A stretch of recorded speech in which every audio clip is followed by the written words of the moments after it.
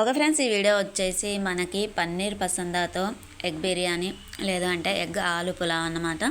So ఇక్కడ వచ్చేసి నేను కొన్ని పచ్చిమిర్చి, ఆనియన్, కొంచెం కొత్తిమీర, పుదీనా, అల్లం వెల్లిపాయ పేస్ట్ అవన్నీ తీసేసుకున్నామంట. కొంచెము బిర్యానీకి సంబంధించినటువంటి ఆకు, పువ్వు, లవంగ, ఇంకా యాలకులు అవన్నీ ఉంటాయి కదా అండి. కొంచెం కొన్ని చొప్పున, 1-2 చొప్పున అన్నట్టుగా తీసేసుకున్నాను. ముందుగా ఆయిల్ వేడి చేసేసి అందులో ఎగ్స్ అనేది, బాయిల్డ్ ఎగ్స్ అనేది ఫ్రై చేసేసాను.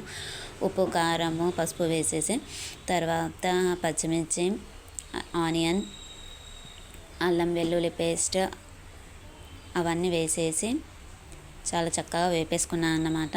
సో చూసారు కదా, ఆనియన్ అనేది బ్రౌన్ కలర్ వచ్చేంత వరకు ఉంచేసుకున్నాను. కొంచెం టమాటా వేసుకోవాలండి, టమాటా ప్యూరీ లాగా ఉంటుంది, టేస్ట్ బాగా ఉంటుంది. సో తర్వాత వచ్చేసి కొంచెం జీలకర్ర, ధనియా, సో కొత్తిమీర, పుదీనా, కసూరి మేతి అవన్నీ వేసేసుకున్నాను. పచ్చిమిర్చి వేసేసుకొని వేపేసుకోవాలండి. సో మనకి కర్రీ లాగా తయారైపోతుంది. సో లాస్ట్లో కొంచెం బాదాము అండ్ కాజు వేసేసుకోవాలి. ఫస్టే వేసుకుంటే మాడిపోతాయి. సో మనకి కర్రీ టేస్ట్ అనేది డిఫరెంట్ అయిపోతుంది అన్నమాట. సో కొంచెం పసుపు కూడా వేసేసాను. సో చూసారు కదా, లాస్ట్లో వేసాను అన్నమాట. సో ఇక్కడ వచ్చేసి వేపేసుకోవాలి మళ్ళీ వాటిని కూడా. సో ఇంకా స్టవ్ ఆఫ్ చేసేసి మనం చల్లారినాక దీన్ని అంతా గ్రైండ్ చేసేయాలండి.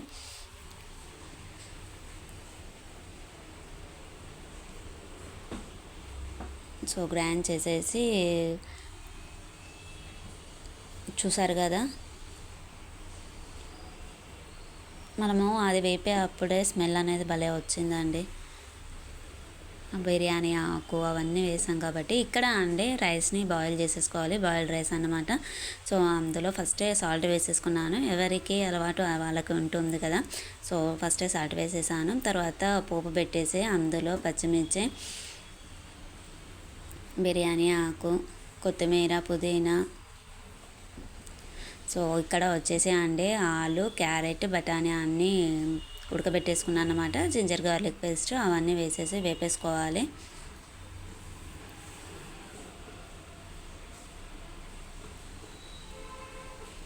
సో వేగిపోయాక అందులో వచ్చేసి మనము ముందుగా బాయిల్ చేసుకున్నటువంటి రైస్ని వేసేసుకోవాలి. సో ఏంటి అంటే మనకి ఆలు పులావ్ లాగా తయారైపోతుంది. సో చూసారు కదా, మనకి రెడీ అయిపోయిందండి. సో ఇక్కడ అండి మనకి కర్రీ అనేది చల్లారిపోయింది. దాన్ని కొంచెం సాల్ట్ వేసేసి మనము గ్రైండ్ చేసేసుకుందాము. ఇక్కడ పన్నీర్ అండి, పన్నీర్ వచ్చేసి గ్రైండ్ చేసుకున్నటువంటి కర్రీది ఉంది కదా గ్రేవీ. సో పన్నీర్ని స్లైసెస్ లాగా కట్ చేసేసుకొని దానిపైన అప్లై చేయాలి. సో అప్లై చేసేసి ఆయిల్ వేడయ్యాక వాటిని రోస్ట్ చేసేయాలన్నమాట, శాండ్విచెస్లా.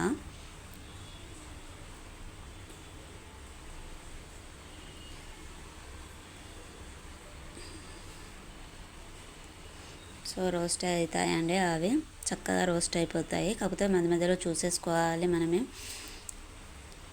సో చూసారు కదా ఎంత చక్కగా వేగిపోయాయో. సో ఇక్కడ అండి, ఇక్కడ పోపు అనేది ఏం పెట్టకూడదు.